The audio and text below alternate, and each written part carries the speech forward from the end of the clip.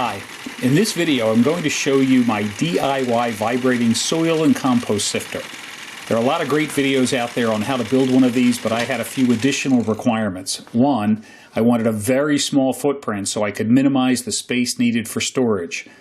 I did not want the soil to end up on the ground where I had to reshovel it to move it to its final location.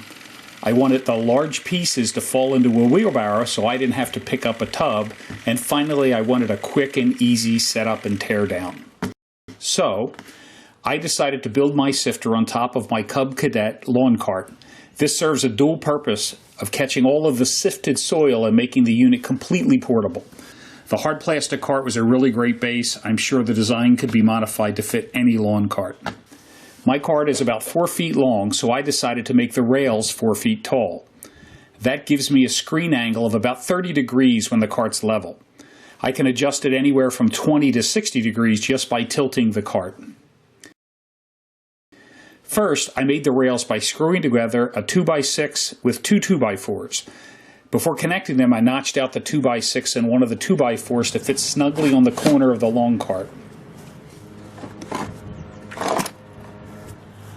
Next, I built a screen by sandwiching half-inch steel hardware cloth between 5 1/4-inch deck boards that I ripped down the middle. You could use a 1/4-inch screen if you chose to. I just happen to have half-inch screen lying around. On the top of the screen, I used a full deck board so it was wide enough to bolt on the vibrating motor. I also attached 2 eye bolts to connect the screen to the springs. I attached 2 old compression springs to the bottom of the screen. When running, there's absolutely no vibration that's transmitted to the frame or the cart.